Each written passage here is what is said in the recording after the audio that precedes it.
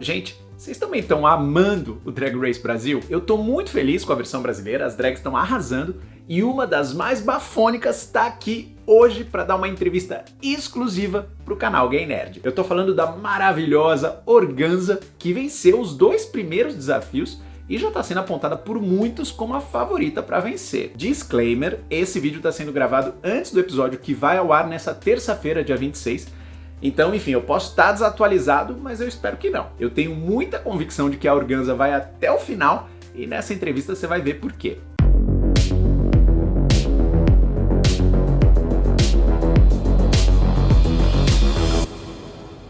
Aqui no canal Gay Nerd a gente fala de cultura pop e questões da vida gay, às vezes tudo ao mesmo tempo. Se tudo isso te interessa, já deixa o seu like, se inscreve aqui embaixo e ativa o sininho para receber todas as notificações. A gente segue firme na campanha 100 mil no Gay Nerd, então se você é novo por aqui, se você é fã de Drag Race e caiu aqui de paraquedas, se inscreve mesmo porque tem muito conteúdo legal, toda terça e sexta. E eu garanto que você vai gostar. Gente, eu abri uma postagem lá no Insta, no Twitter e na aba comunidade aqui do YouTube para vocês mandarem suas perguntas para a Organza. E vocês foram excelentes, mas infelizmente teve muita coisa que ela não pôde responder por causa do contrato com o programa, né? Tem lá algumas cláusulas de confidencialidade, especialmente sobre os bastidores da gravação, quanto tempo leva, essas coisas. Mas de resto ela foi super aberta, super inteligente.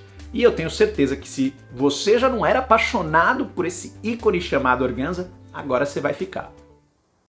Organza, querida, muito obrigado pela sua presença, muito obrigado por ter tirado um tempinho para conversar com a gente, uma horinha para bater um papo com os seguidores do canal. Como é que você está se sentindo atualmente nesse turbilhão, nessa loucura que tem sido o Drag Race Brasil? Olha, acho que essa é a palavra mais certeira, loucura, assim, realmente. Eu acho que mesmo nos meus maiores sonhos eu não pensei que seria tudo assim tão intenso como está sendo, principalmente porque tudo acontece ao mesmo tempo e é muito rápido assim as coisas acontecendo, então realmente está sendo uma loucura, mas está sendo uma felicidade incrível poder viver essa loucura. Me conta o que você está achando desses episódios que já foram ao ar. Por enquanto a gente teve 4 episódios que já foram ao ar. Como é que está sendo isso? Se vê na televisão? Você teve a experiência dos bastidores, de estar lá gravando no momento. Como é que é agora do outro lado se assistindo? Eu preciso dizer uma coisa, que as pessoas pensam que a gente já assistiu tudo. Não, a gente está tendo as mesmas surpresas que vocês. Então está sendo muito interessante pensar que, assim, a gente viu lá a parte das gravações, mas agora a gente está vendo como vocês estão recebendo as coisas, porque a gente também está recebendo tudo junto com vocês. A gente já assistiu essa franquia, a gente já viu todos os episódios, a gente já viu todas as temporadas, tudo que aconteceu já nesse programa. Ainda assim, é muito doido pensar que a gente não sabe o que vai acontecer. Eu tenho uma pergunta aqui que é o seguinte: desde a entrada, pareceu que você estava muito preparada para vencer em tudo, sempre presente, dedicada e com ótimos looks. Como é que foi essa preparação? Eu recebi muitas perguntas sobre essa preparação, principalmente dos looks, mas eu também quero saber da parte mental, da parte psicológica também, se você teve um preparo nesse sentido. Eu sou ator e bailarino, desde criança. Fazer arte é o que me move, assim. Então eu acho que, de uma maneira geral, a vida inteira me preparou para estar numa plataforma como essa, assim. Eu entendi ali logo no início que era isso, é um programa que as pessoas também querem ver esse lugar do entretenimento, assim. E a relação com os looks, eu já dizia isso antes do programa, fazer drag é muito difícil, é muito complicado. É uma coisa que é basicamente impossível você fazer sozinha. Por mais que eu costure meus próprios looks, que eu produza as coisas que eu uso, nesse processo seria impossível eu ter feito tudo sozinho. E esse foi o processo mais doido de todos, porque era 24 horas por dia respirando Drag Race Brasil. Tem um look que ele levou mais de 12 horas sendo pintada a mão no meu corpo. É isso que eu posso dizer para vocês, o nível da loucura que foi a produção desses looks. Trocamos de lado agora. Diz uma coisa. Quando você estava se preparando, quando você recebeu o convite, tinha algum aspecto ali na competição? Você já era uma grande fã, já tinha visto todas as temporadas. Tinha algum tipo de desafio que você pensava, olha, para esse aqui eu estou bem preparada, para esse aqui eu não estou tão bem preparado, vou ter que me preparar mais. E aí chegou na hora H, foi aquilo que você imaginava mesmo? Você tinha mais confiança, por exemplo, nos looks, ou você com a sua formação como ator tinha mais confiança nos desafios de interpretação? Como é que foi isso? Olha, eu vou dizer que não tem confiança em nada. É o que eu disse, gente. A gente chega lá e fala assim, eu já assisti todas as temporadas, eu sou ator, eu sou bailarina, eu sou canto, mas chega lá na hora do vamos ver, gente, é tanta coisa acontecendo que não tem como explicar, assim.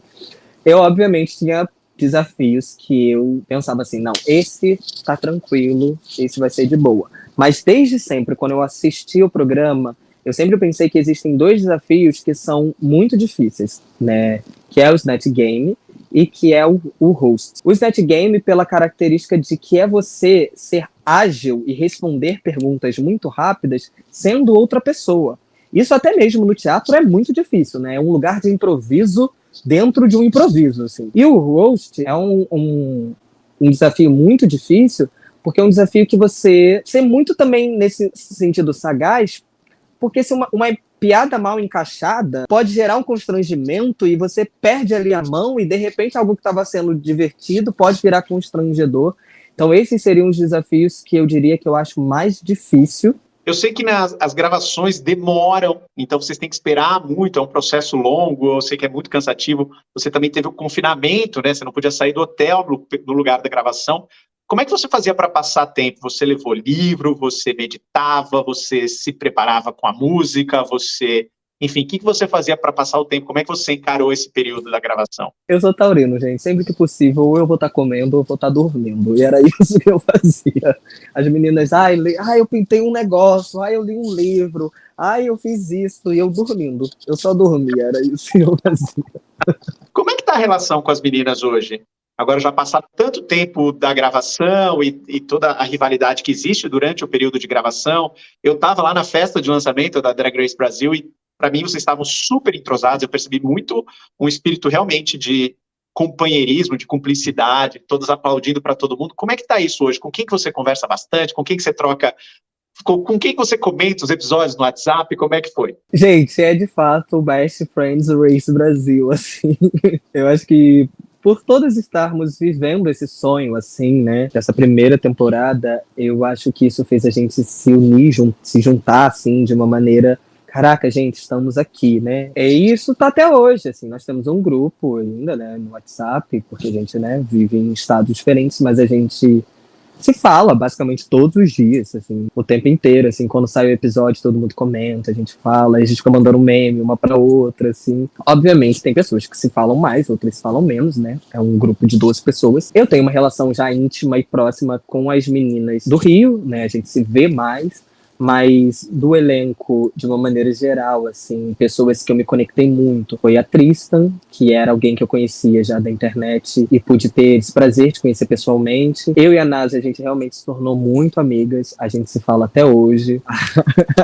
Eu e a Nazi, acho que a gente tem mais interações de WhatsApp de zoeira, assim. Eu e a Helena também, a gente é muito conectada, a gente se conversa também 24 horas por dia. É alguém que foi um presente pra mim, assim, por muitos motivos. A gente tem muitas conexões. A Rubi também, a Aquarela, enfim, de uma maneira geral, todas, assim. Como está sendo a recepção do público estrangeiro com o seu trabalho? A gente já sabe que no Brasil você está sendo adorada, mas você está percebendo repercussão fora do Brasil? Como é que está sendo isso? Está sendo lindo, assim, porque durante muitos anos era a gente que acompanhava as franquias lá de fora, né? Então a gente já recebeu, e quando eu digo a gente, o elenco, né? Todo de uma maneira geral, a gente já recebeu até mensagens de algumas participantes de algumas franquias do programa, e mesmo de público, assim. Existem watch parties pelo mundo todo assistindo Drag Race. A gente já recebeu mensagem do Canadá, de Paris, de Londres, de lugares, assim, que a gente pensa, assim, alguns meses atrás, alguns anos atrás, era a gente que estava vendo o programa deles, e agora eles que estão vendo o nosso, e isso está sendo realmente muito lindo, assim. E, afinal de contas, não era só o Brasil que esperava por essa franquia brasileira, né? Eu vou aproveitar esse seu momento aí para encaixar essa pergunta, que é: o que a drag brasileira tem que nenhuma outra tem? Eu vou responder uma coisa miss, né? Uma coisa assim, fofa. O que a gente tem, que é esse borogodó brasileiro, que é só uma coisa mesmo assim do fazer brasileiro.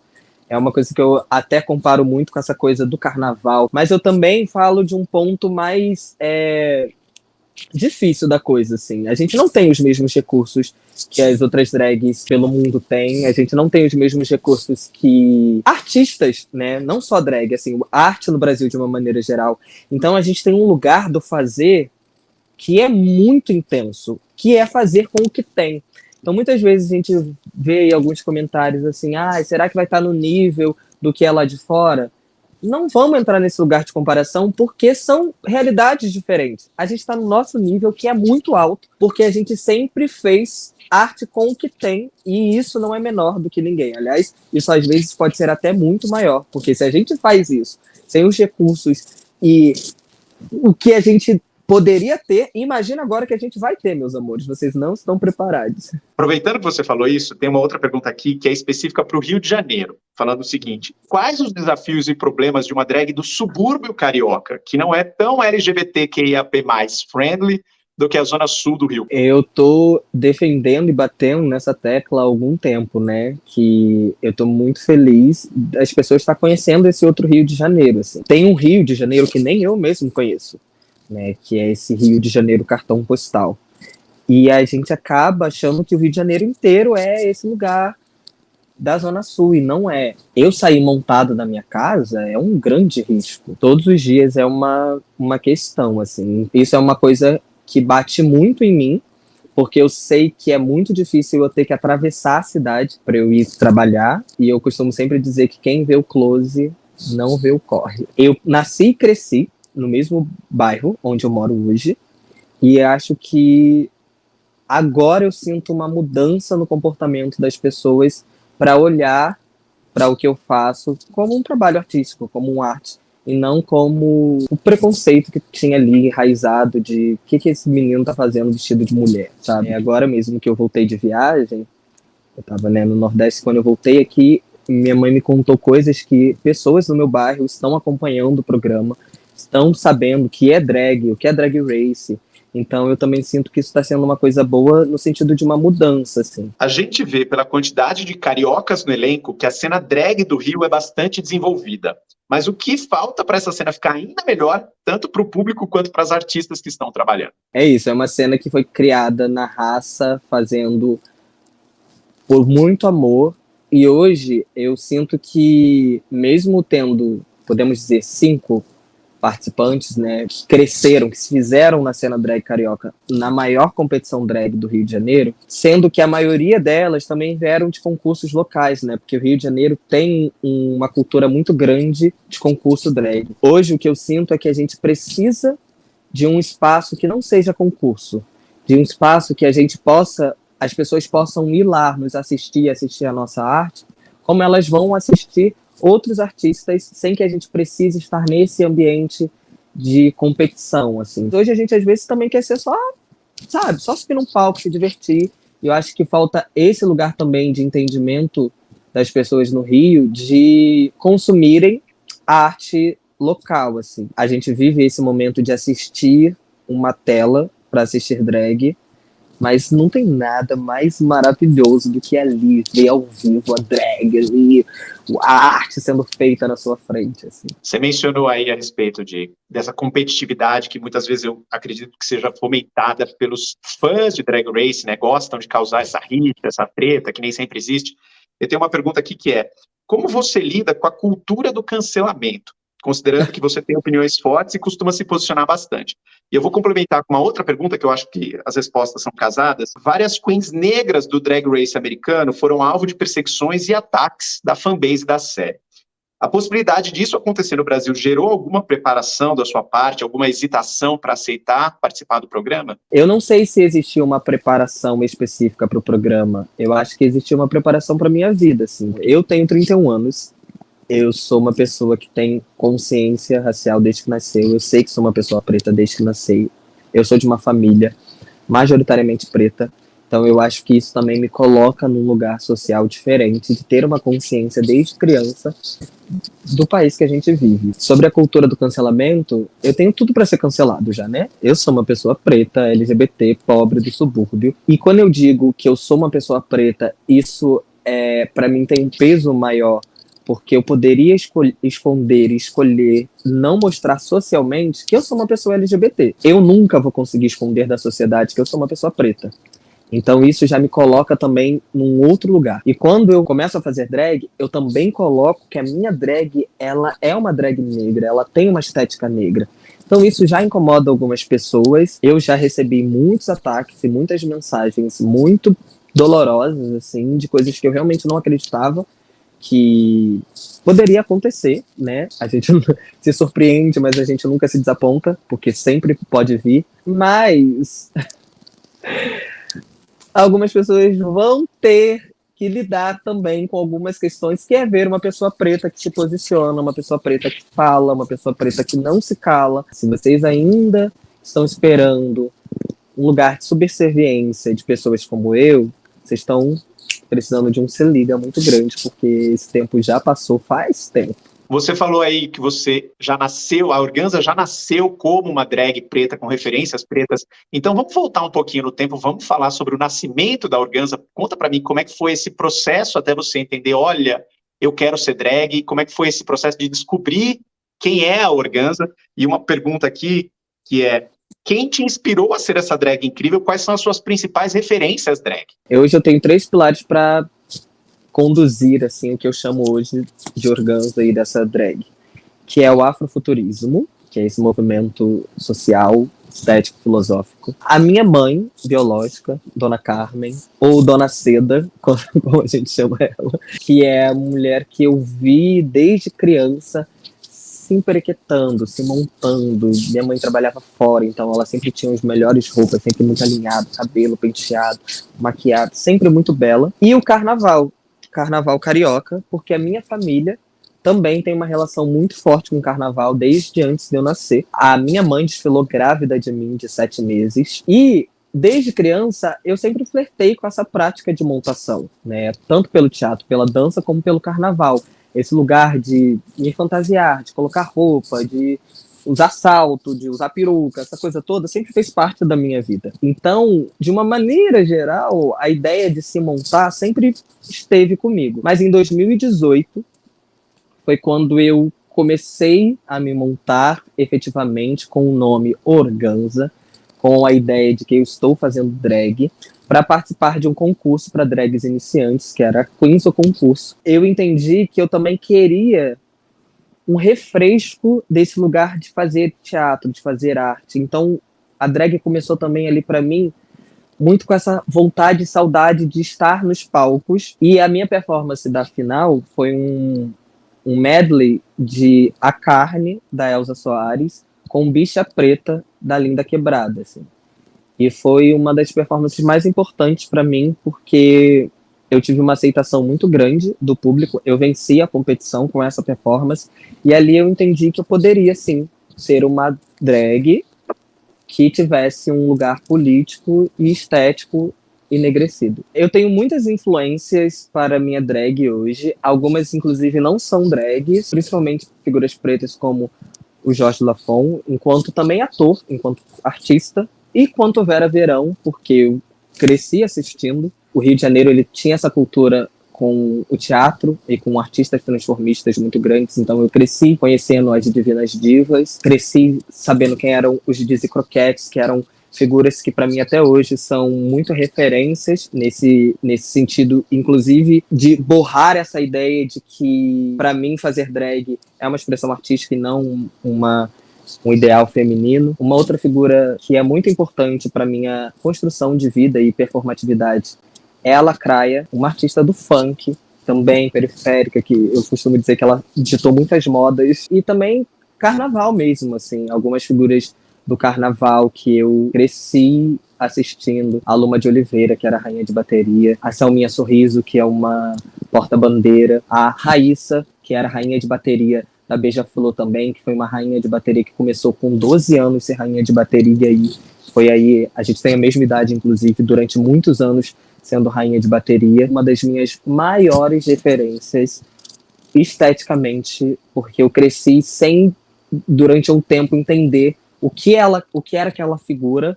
é a Grace Jones. Inclusive, até hoje, meu corte de cabelo tá aí por isso. Ela era uma figura para mim que sempre me questionou sobre um lugar de gênero, assim, né?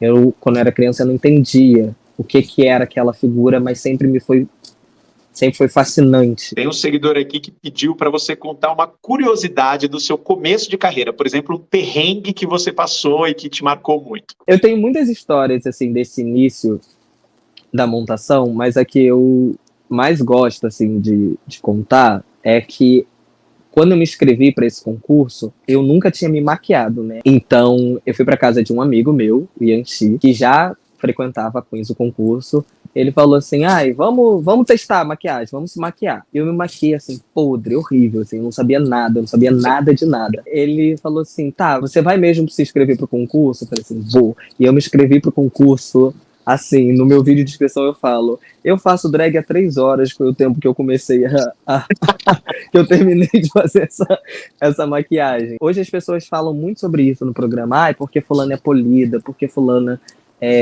tem a maquiagem, tem que melhorar isso, tem que melhorar aquilo, assim, gente, a gente também tem que olhar para esse lugar da drag, que eu acho que a gente perdeu um pouco, assim, mas que sempre que eu puder eu vou tentar resgatar, que é um lugar também de uma cascaria, de uma diversão, não é só sobre ser uma coisa estática, extremamente, e hoje eu sinto um pouco de falta desses lugares também, desses perrengues, assim, de se montar, de no meio da balada tá toda borrada porque tava beijando na boca, perder a peruca, eu acho que, assim, esse lugar da diversão, esses, talvez, perrengues, algumas coisas assim, se vocês voltarem no meu Instagram, vocês vão ver os montes, porque eu não apaguei, eu não arquivei, tá lá, porque a gente tem que ver as drags de verdade também, esse lugar da caricatice da drag. Ser drag ajuda, atrapalha ou não interfere na hora de arrumar um boy? Mas a gente sabe que você é bi, então vamos estender boy ou menina. Ajuda, atrapalha ou não interfere? Em determinados pontos atrapalha sim, né? Porque as pessoas às vezes também colocam esse lugar da drag num lugar meio inacessível, assim, e em determinado ponto tem que colocar mesmo. Mas esquecem que existe uma pessoa ali que se relaciona com pessoas, assim. Tem pessoas que realmente, assim, não ficam com pessoas montadas, quando tá montada não faz esse tipo de coisa. Não é o meu caso, tá? Eu tô aí pra barbarizar com a cascaria mesmo. Depois que eu fiz o show, pode fazer de tudo. Tem algumas pessoas que têm um certo afastamento, assim, que tem um certo julgamento. Já passei por algumas situações, assim, de pré-julgamento mesmo, de, ai meu Deus, é drag, aí eu não vou me relacionar com você porque você faz drag. E isso não só eu, né? Algumas drags passam por isso. E é uma besteira, gente, é uma bobagem. Porque é isso, é a mesma coisa que você não se relacionar com uma pessoa porque ela é advogada, porque ele é médico. É só isso, gente, é meu trabalho. Eu vou lá, faço meu trabalho e depois eu deixo de ser o meu trabalho e tô aqui como uma pessoa normal. Eu queria aproveitar também porque você fez uma postagem sobre o Dia da Visibilidade Bi, que foi alguns dias atrás, em relação a essa gravação. Eu queria que você contasse um pouco dessa sua experiência como bissexual e passar um recado importante para as pessoas do Gay Nerd, que é uma discussão que a gente tem sempre aqui, que é sobre bifobia e invisibilização das pessoas bi. Eu acho que a gente hoje não tem uma sigla que se chama LGBTQIAPN+, à toa, né? Porque as pessoas têm vivências diferentes, assim. Quando a gente apaga as vivências dessa pessoa, a gente está retrocedendo para algo que fazem com a gente fora da nossa comunidade. Existem pessoas que se relacionam com outros tipos de sexualidade. E nesse ponto, a bissexualidade, ela tá num lugar de apagamento porque existe um lugar de cobrança, que é, mas você fica com quanto de homem, quanto de mulher? Eu fico com quanto eu quiser, não é você que vai definir isso, e não quer dizer que se eu fiquei com uma mulher e 9 homens, ou 10 mulheres e nenhum homem, isso não vai quantificar a questão da minha bissexualidade ou da maneira que eu me relaciono. Eu sou uma pessoa que já me relacionei muito mais com meninas e com mulheres do que com homens. E isso é sempre um choque, porque as pessoas sempre já colocam a gente numa caixinha. Você se relaciona com meninas? Sim, me relaciono com pessoas, me relaciono com quem eu senti vontade de me relacionar. Ninguém tá cobrando você se você é realmente gay pela quantidade de homens que você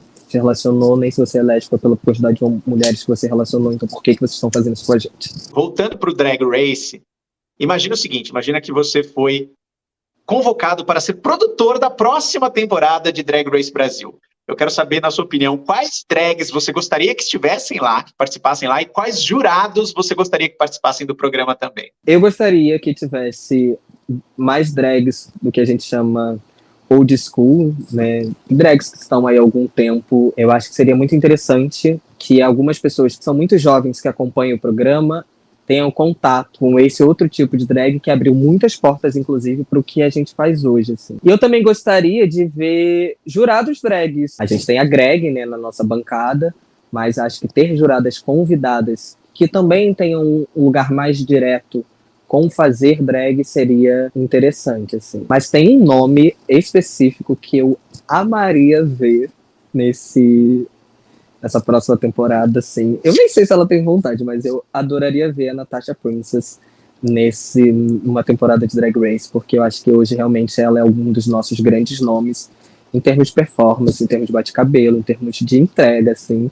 E eu acho que a gata ia barbarizar nessa competição. E eu adoraria ver a minha mama, Ravenna Creole, também nessa competição, porque, né, gata, ela também é o pacote completo e ela entregaria tudo. Planos para videoclipe, música, editorial, algo do tipo, como é que tá aí? O que você está planejando para o resto da sua carreira, para esse momento agora, aproveitar esse embalo? O que tá vindo de Organza por aí? Olha, um monte de gente perguntando se eu não vou lançar música. Gente, deixa pra Greg Queen, que é a rainha do universo. Cantar definitivamente não foi o dom que Deus me deu, então isso aí não esperem de mim. Como eu falei, eu sou do teatro, é isso que eu pretendo agora, com esse momento do programa, voltar a ter esses espetáculos teatrais. Esperem muitos shows presenciais. Agora mesmo, em outubro, terei um espetáculo que se chama Showroom Espetáculo, que era uma festa que eu fazia, inclusive, com a Shannon Scarlett e com a Ravenna Creole, e que vai ser um espetáculo teatral com vários números de drags. Querida, eu quero muito agradecer a sua presença. Obrigado por conversar com a gente, conversar com os seguidores do canal. Conta pra mim o que você quiser dar de despedida, contar, falar pras pessoas. Essa é a sua hora. Gente, eu diria pra vocês que daqui a algumas semanas, alguns meses, o programa, infelizmente, vai acabar.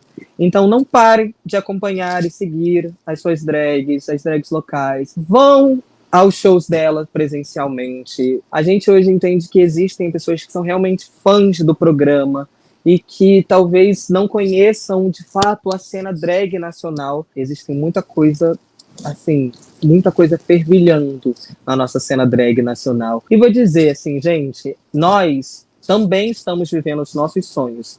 Nós também estamos nessa plataforma como fãs do programa. Então não esquece desse nosso lado humano, que a gente tá ali tão perto de vocês. Eu sei que vai ter crítica, eu sei que vai ter chuchação, que faz parte da nossa comunidade. Mas vamos lembrar também de dar uns amores, né? Uns afagos, uns carinhos por essas drags que botaram a cara tapa. Vai ter os comentários negativos, mas vão lá.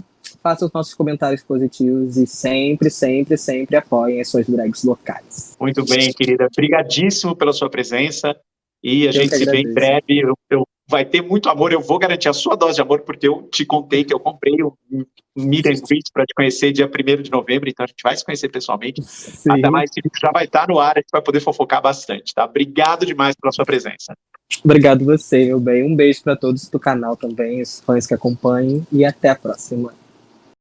E aí, meus amores, ela não é demais? Conta aí nos comentários o que você tá achando de Drag Race Brasil. Tá curtindo? Eu acho que teve uns probleminhas ali no começo, mas aos poucos a produção tá acertando o ritmo, a coisa tá afinando e tá cada vez melhor. Vou aqui contar pra vocês que além da Organza, minha outra favorita é a Miranda Lebrão. Mas, de novo, assim, eu não sei o que aconteceu no último episódio, vai que elas foram eliminadas, né? Mas eu duvido, assim, elas são muito boas. E você, pra quem você tá torcendo? Me diz aí embaixo. Me segue nas minhas redes sociais, segue a Organza nas redes sociais dela e a gente se vê no próximo vídeo. Cada vez mais gay, cada vez mais nerd.